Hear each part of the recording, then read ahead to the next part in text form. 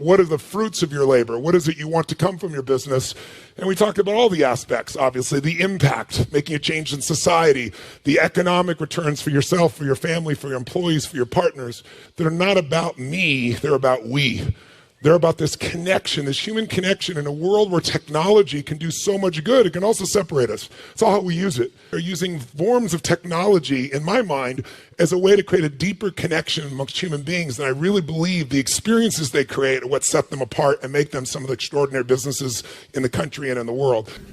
The difference in people, the difference in performance, the difference in the final result, the outcome, is it usually dependent upon skill? Is that what makes one person better than another, yes or no? How many have seen someone with unbelievable innate skill get wiped out by an athlete, a person, a business individual who clearly had less skill? How many have seen this happen? Say aye. It's our ability to maximize. We said on day one, leaders are what transform organizations. You want to grow this company, you want to transform this company, leaders do it. A leader doesn't mean everybody else follows you. It just means that you have a higher what? A higher standard than anybody else does. What'll make you the leader is when you have a higher expectation, not of other people. Anybody can do that. Of whom? Of yourself. So if you want to know what does it take to take things to the highest level, what's going to take to change my business permanently, not temporary, you can go home and you can install some of these strategies, skills, tactics, tools, insights, and see a significant change. But if that change is going to be a lasting company of value that keeps growing, then the things you've learned here have to become the standard for your organization, not something you did for a period of time. Whenever you look at somebody and say, why are they more successful than anybody else? It's always because of step one, they've raised their standard. If you go back home and you want to change your life in any way, personally, professionally, or your company, as boring as it sounds, as stupid as it ain't it sounds, you might say, I spent all this time, this energy, this money, and you're going to tell me to raise my standards?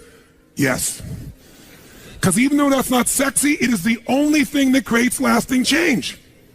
You can go on a diet and you can lose weight, but what will that person eventually do? They'll go where? Back, unless they raise their standard. Now that sounds so trite and stupid and positive thinky or old school. But the truth is, it's the truth. So maybe I can language it in a way that's more compelling to you or more simple. What does it mean when we say raise our standards? It means you turn your shoulds into musts.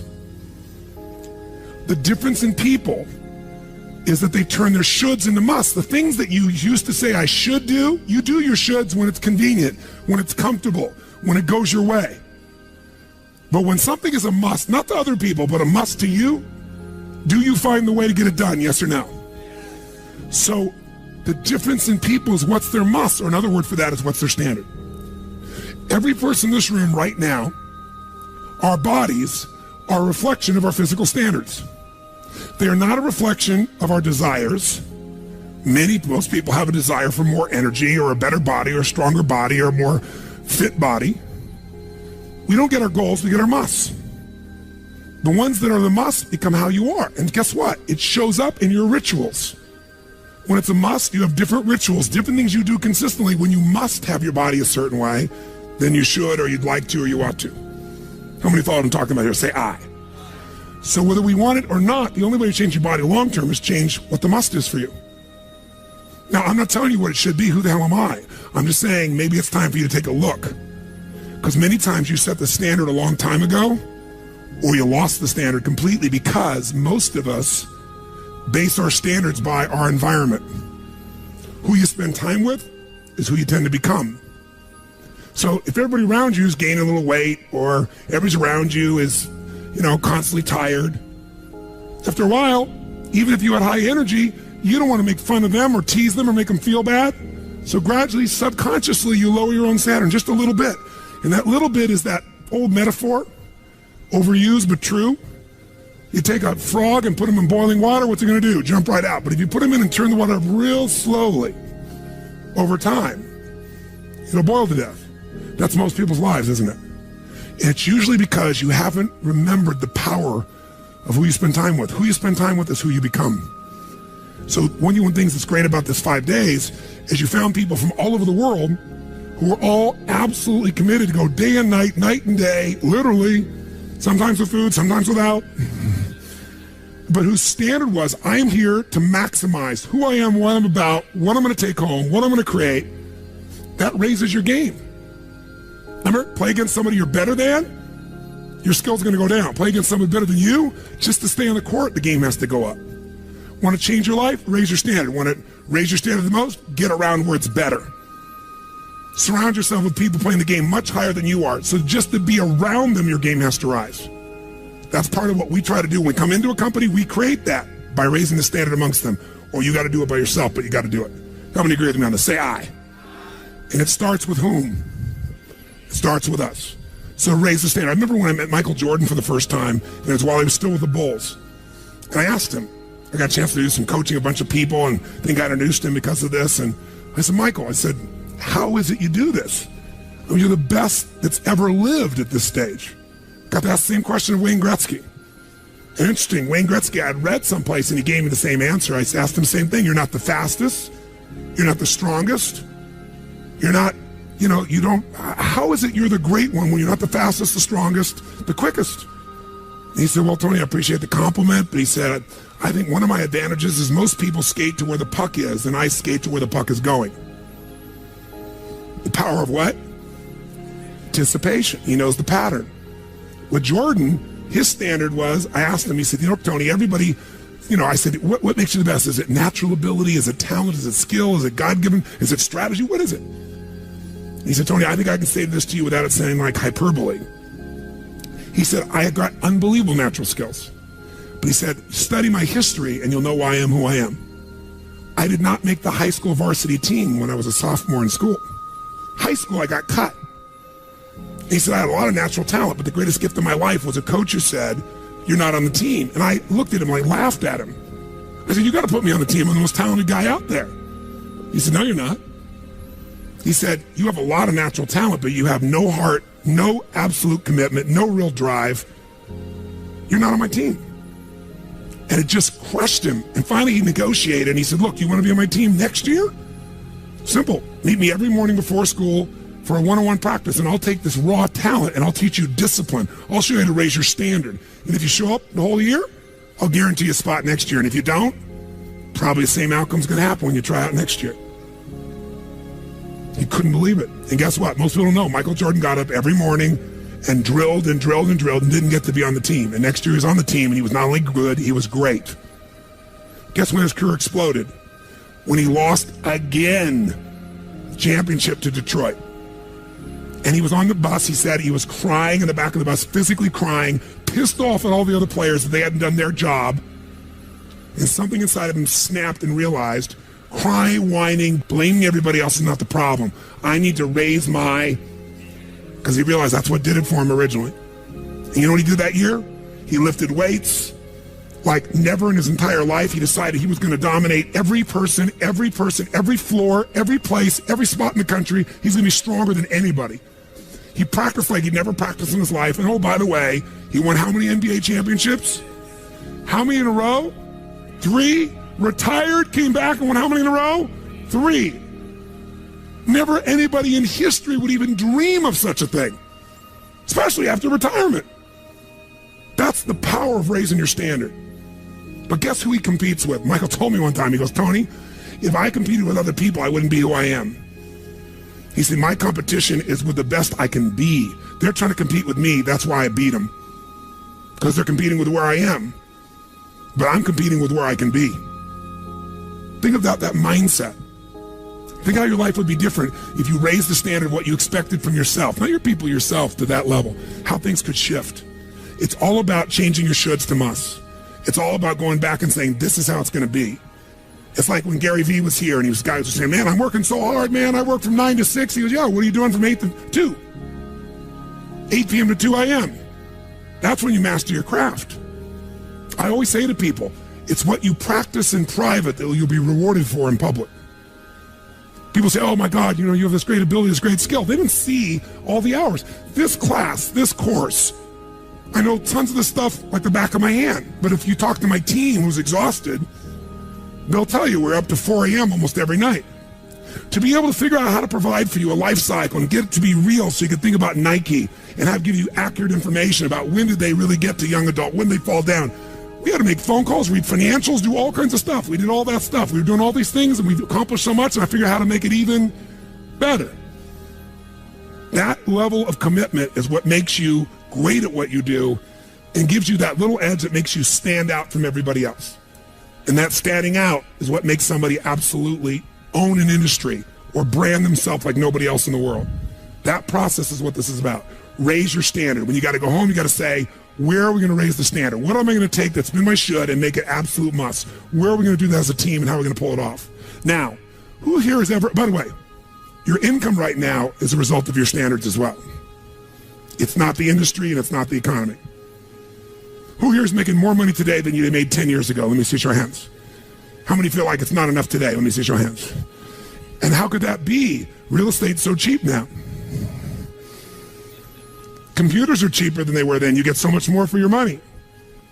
Because once you achieve a level, who knows what happens? You immediately, you close the gap, you create a new gap. That's because that's what makes us grow.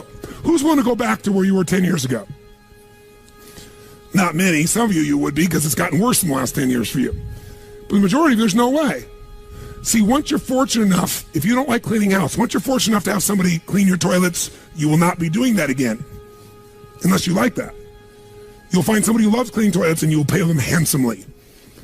Because now to go back and do that, once you've had the privilege of not having to do that, it's a different game. It's a gross metaphor, but who gets what I'm talking about here? Say I. Once you have a must, you find a way to get to it. Every one of you in this room is earning what you must earn, not a dime more. Don't get me wrong, you might have big goals, big desires, but it's not a must for you. Because even when the economy crunches, if it's a must, you will find the way. How many agree with me on this? Say I. See, when it was a must for me to get at one level, I did. I remember it was a must for me to finally make $1 million a year. I had my son Jarek going to be born. I swore I would never have a child unless I was financially set, and I wasn't financially set. And he was on his way. I went from $38,000 a year to making $1 million a year in the next 12 months. Now, it was all BS. In my head, I thought all my growing up, all the pain was because my parents fought because there was no money. They would have fought anyway. Because I believed that, though. I raised the standard, made it happen. And then I made $1 million a year for 7 straight years. Even though I built 5 more companies, even though I was helping more people, I made the same amount of money. Guess why? That was my must. At some level above that, seemed greedy. Now, it wasn't like I had this incredible lifestyle. I owned a magical home. I had this place called the Del Mar Castle overlooking the ocean in Del Mar, California. But I was on the road, staying at the Ramada Inn in Milwaukee with shag carpeting and smelly, dead animals on the wall on my birthday. And my maid, she's back at home in the castle going, "Oh, Mr. Robbins, happy birthday. Oh, I can't help thanking you. It's so wonderful. Oh, Mr. Robbins, it's so beautiful here. I was sitting out in the jacuzzi overlooking the ocean. Oh, yes. Oh, I've lost 22 pounds. I can't tell you. It's been so amazing. I get on your Stairmaster and I watch Oprah. I love your gym, Mr. Robbins." And I'm thinking, she's got a multi-million-dollar lifestyle. How many can relate to this in some way, right? So I went from 38,000 to $1 million because I changed my income. It became an absolute what? It was nothing about money. It was about growing. Because I knew to make more, I'd have to help more people. I'd have to expand. And I came with this goal. I wanted to feed all the people in San Diego that were homeless. First, my goal was 1/3 of the homeless people. And then my goal was everybody. I said, if I can go from 38,000 to $1 million, I should be able to go from $1 million to $3 million in 3 years. And I did it in 12 months. I found the why. I found the reasons. I got a different RPM. But it became a must for me, not a should. You're meeting your must, my friends. Maybe it's time to change your must. Some people's must is to survive. Some people's must is to be okay. Some people's must is to have freedom. Some people's must is to have more than they could possibly spend. Some people's must is take care of everybody around them. Whatever your must is, you're going to get it. When you leave here, get clear on your must. Or raise your what? Step 2, real fast. I'm going to do it real fast. Who here's ever raised the standard and you get out there and you go, I'm going to go do this. And I'm committed. I'm going to change this. I'm going to make that happen. I'm going to lose 50 pounds. I'm going to take my company to the next level. And you're all excited. And then all of a sudden this voice in your head goes, who are you kidding? Who's ever had one of these? Raise your hand. Say I. So once you raise your standard, you got to get certainty behind it. You can sustain it. And that means you got to change your limiting beliefs. You got to change your limiting beliefs. And who has limiting beliefs, by the way? Who? Everyone does. So you got to become aware of it and you got to destroy it. Now, how to do that? Honestly, if you've been to the UPW, you know how. If you haven't, come join me in San Jose or someplace else. And who has limiting beliefs, by the way? Who? Everyone does. So you got to become aware of it and you got to destroy it. Now, how to do that? Honestly, if you've been to the UPW, you know how. If you haven't, come join me in San Jose or someplace else and come through the experience. When you change your limiting belief, everything changes. Because as you believe, so is it done unto you. If you believe you're right or you believe you're wrong, you're right. Because whatever you're certain about, you find a way to support it. I always teach people to exercise. Try this. And if you know it, do it fresh. Look in this room real fast for everything that's brown in this room. I'm going to give you a test. What's brown? Quick, look for brown, look for brown, look for brown. Brown hair, brown clothing, brown. Close your eyes. Tell me everything you saw in this room that's red. Raise your hand if you see more brown in your head than red and say I. Open your eyes. Now look for red. Look for red. Look for red. Look for red. Look for red. Look for red. Look everywhere for red. Look for red. Raise your hand if you found more red this time. Raise your hand. Say I. Why? Because you're looking for it. Because whatever you focus on, you'll find. In fact, you'll find stuff that's not there. How many saw beige, called it brown just to feel successful? How many saw burgundy, called it red just to feel successful? See, once you believe something is a certain way, out of your need for certainty, you'll change things to meet that belief. Let me show you in 2 seconds flat why the rich get richer and the poor get poorer. I call it the success cycle, real fast. Draw yourself 4 squares, put them up on the screen here. You'll see, as I do this, take a quick look. You'll notice you've got the word potential up in the left-hand square. Up in the right-hand square is the word action. Bottom right is the word results. Bottom left is the word belief, or another word for that would be a sense of certainty. Potential, action, belief, results. And notice there's arrows in a clockwise fashion where they just keep feeding each other over and over and over again. So again, it's potential, action, results, belief, or another word for that would be certainty. Now, did you ever notice how rich people tend to get richer and poor people to get poorer? And I don't just mean rich in financial terms. I mean people that are rich emotionally. Do you ever notice how happy people tend to get happier? And depressed people tend to get more depressed? How many have found this to be true? Say aye. It's because the power of momentum and what I'm about to show you. So let me show you something here. What's the potential of any human being? You tell me, quick. Unlimited. Do most people's results reflect that true potential? Yes or no? No way. Why? Because most people aren't taking enough what? But is it possible to take a lot of action and still get lousy results? What if you got a salesman that works for you and they walk out and they knock on 100 doors and they say, you wouldn't want to buy anything from me, would you? Or they don't say that verbally, but they say it non-verbally. Is that going to affect their results? Yes or no? So it's not enough even to take enough action, because when we believe it's not going to work or we're uncertain, does that affect how much of our potential we tap? Yes or no? See, if you don't think it's going to work, you're not going to put out a bunch of your energy when you think it's going to fail. And by the way, when you're not sure, you tap little potential. Do you take little or a lot of action? When you're not sure, when you think it's not going to work, do you take massive action or little action? Now, when you take little potential with little action, what kind of results do you get? Little lousy results. And when you get lousy results, what does that do to your belief? You go, see, I told you it wasn't going to work. Told you it was a waste of time. And then, by the way, when you have less belief, how much more potential do you take? More or less? If it's possible, you tap less potential, more or less action. Less. And what happens to your results? They get even what? And now they got worse results. What does that do to your belief? And by the way, now you see the current economy. Isn't it true? Everybody out there is going, oh my God, the results are so bad, it's going to get worse in the future. So I better pull in my horns. There's less potential. So I'm not going to push as hard. I'm not going to take much action. Oh my God, I'm getting lousy results with little potential of action. Oh my God, it's going to get worse. That's what creates a recession, depression, whatever you want to call it. How do you change that? By the way, can it work the opposite direction? What would happen if something inside you gave you so much certainty inside of you that you felt absolutely certain that recession was your friend?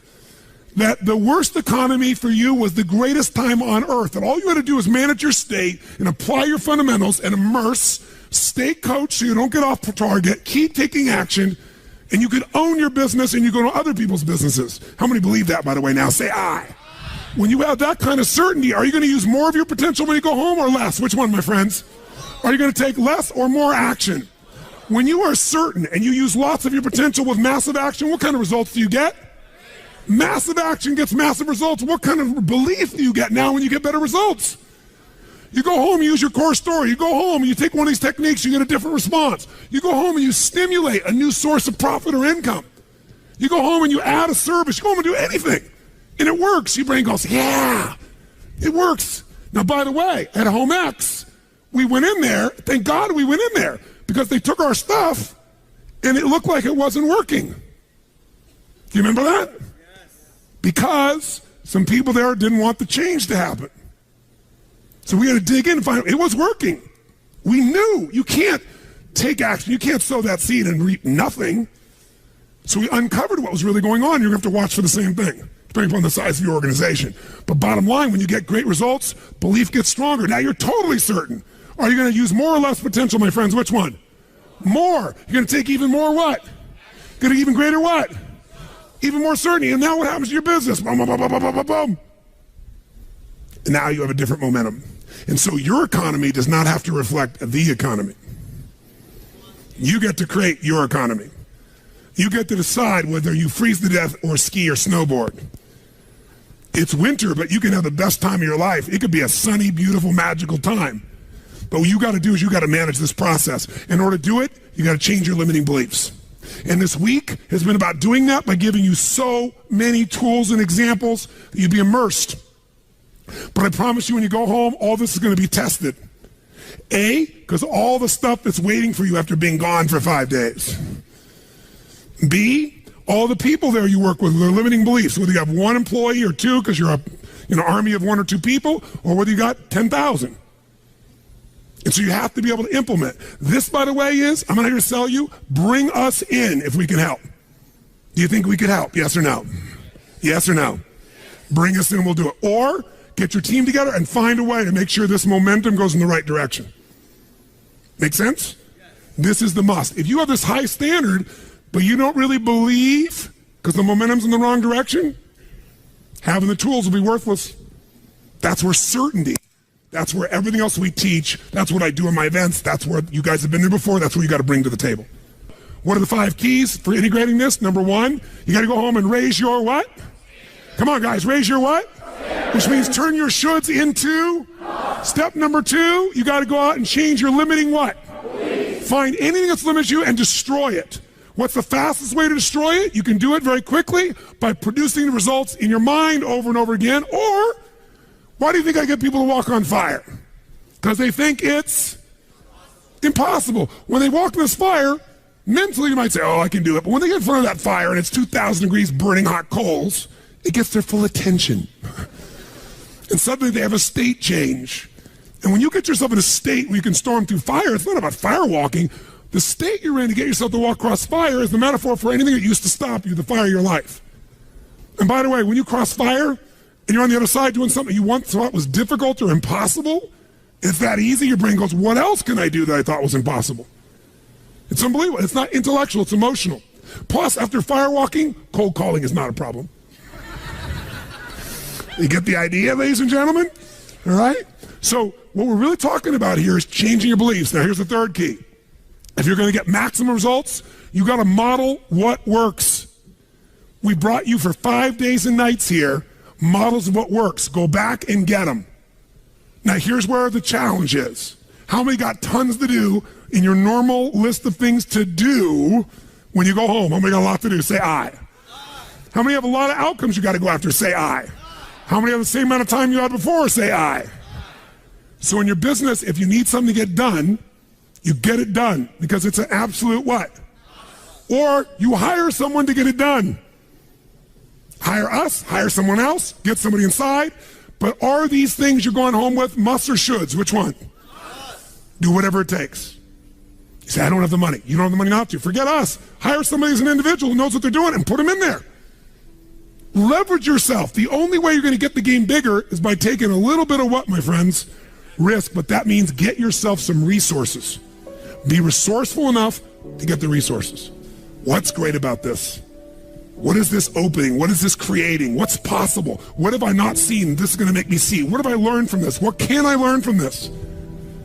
What am I willing to do to still have it the way I want it? That's the fourth step. You intensify, and you innovate. And then there's the final fifth step. And that fifth step's really simple, my friends. And that is step up and give. Step up and give more than anyone else could possibly expect.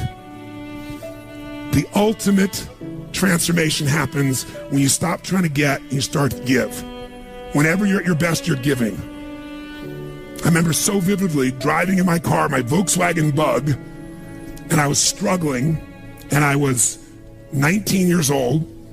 I was driving on a freeway in San Gabriel Valley, the 210 freeway, I'll never forget. And it's midnight, and I'm frustrated. I felt like I tried everything. I had these big hits, like the one you just saw, and nothing was going my way. And I was frustrated, and I kept thinking, how come I'm not getting what I want? And all of a sudden, it just hit me on the freeway. I pulled over the side. It was almost midnight, no cars really around. Grabbed my journal, and I wrote, and I still have the journal to this day from when I was 19 years old, full page, and I wrote, the secret to living is giving.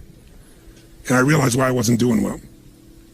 Because I all focused about what I wasn't getting.